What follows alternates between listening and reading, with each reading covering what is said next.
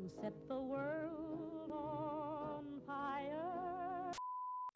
Wow, we really had a great run lately with video game adaptations.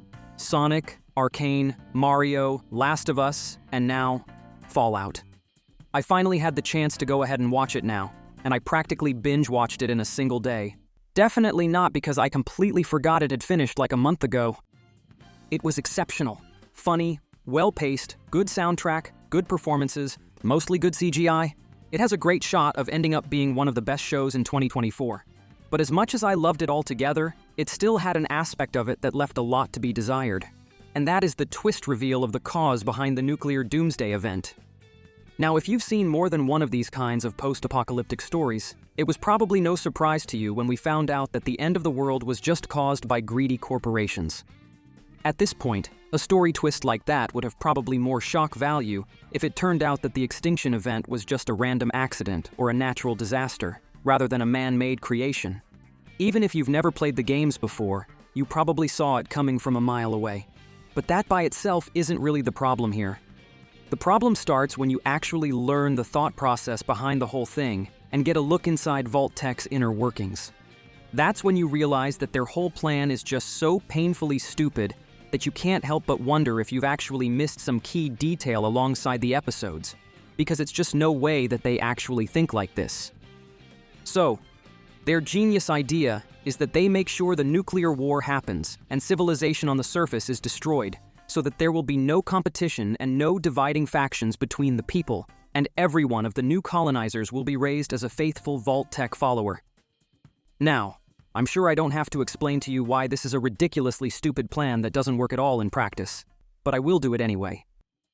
So first of all, the base idea that this societal reset will remove the idea of factions and group mentality from humanity altogether is just complete nonsense. That is something that is evolutionarily coded into us, and it will happen no matter what, once a community grows big enough.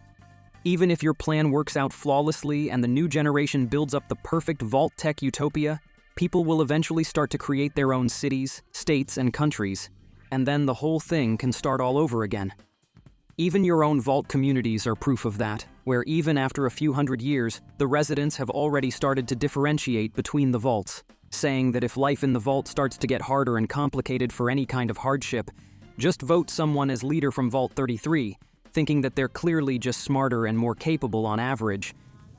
By all accounts, Vault 31 has more resources, better education system, and, they got that phrase.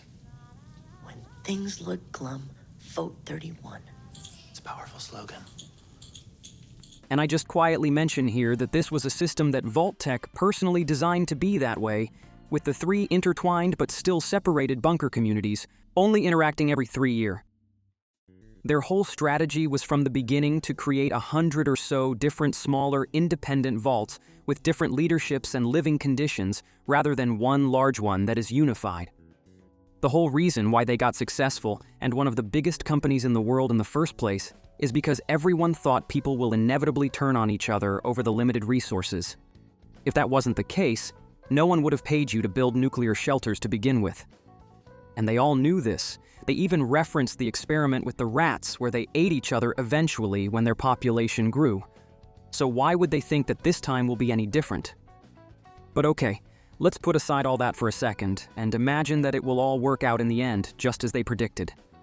Then the question still remains that, why? Just why would you want that? Your reward for it is that you and your lineage for the next hundreds of years can live in a metal box underground having to eat corn and make out with your cousin for the rest of your life. Or just freeze yourself so that you can wake up to a miserable and dead world with giant mutated cockroaches and water that you can't drink without getting instant radiation poisoning. Yeah, that's a life you would want to replace your suburban mansion with a jacuzzi with. Or the third option is that maybe they intend to stay frozen for another 1,000 years, so when they step out of their chambers, civilization is already back to the point it was before. But then again, that is just so much time, with so many chances and variables for it to go sideways, that it's just simply not worth the risk anymore. And a smart businessman should know that. And that is really what my frustration with this plotline boils down to. That these people are not just some crazy anarchist who want to see the world burn just for the sake of it. They're supposed to be cold, calculating businessmen and businesswomen whose only concern in life is their well-being and their personal monetary gains. So don't try to convince me that they did it for some noble humanitarian reason to help the species grow and flourish, nor just to create pointless chaos and destruction. But I just can't think of any other reason that would make sense, because it just doesn't benefit them personally in any other way that seems worth it. You can't say that they were afraid of poverty, because these people should be amongst the wealthiest in the world. So even if it comes to their company's bankruptcy, they can still go into an early retirement and live out a reasonable life. Maybe buy a smaller ranch and move to the countryside. I personally would still prefer to go and work at a Wendy's and have toilet paper and anime girl streamers available than to live out my life pointlessly in a vault or be the leader of a glorified junkyard. I also have to add here that the argument that they can get rid of the competition this way is just similarly nonsensical. The series established Vault-Tec as this omnipresent megacorporation that has so much power and influence already that they practically run America at this point. They have the resources to overtake a company who had just literally discovered infinite power without a problem, and they're so sure in their success and being ahead of their competitors that they're gladly handing over some of their vaults to their supporters and let them run it as they see fit, because they know that no one will make it long-term except for them anyway. Be that a vault built by another company or one of theirs run by a different management.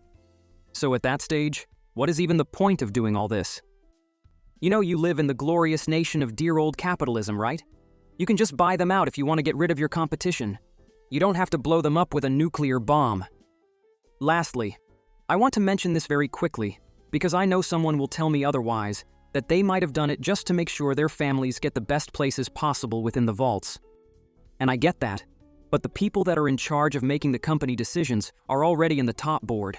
They already had their secured spaces within the best underground facilities if it comes to the worst. Cooper's wife even said so. So at that point, why would you want to preemptively drop down the bombs yourself? Why can't you just wait it out? And if the peace treaty goes through, and you lose your position at the board and your access to the vaults, well then, it just doesn't matter anymore, because there won't be any war to hide from anyway. Although to be fair, seeing who these board members actually are, maybe I just give them too much credit for their wits and critical thinking. Anyway, I probably vented enough about this topic already. I only binged through the first season once, and I literally don't know anything when it comes to the games and their lore, so it's entirely possible that I missed something important, or just don't know some key detail that may or may not be revealed in later seasons. So if that's the case, feel free to correct me if I said anything dumb. I'm still in love with this series, and I'm looking forward to Season 2 already. And as for you in the meantime, you can look forward to my next upload coming very soon. I promise you, it'll be a spicy one.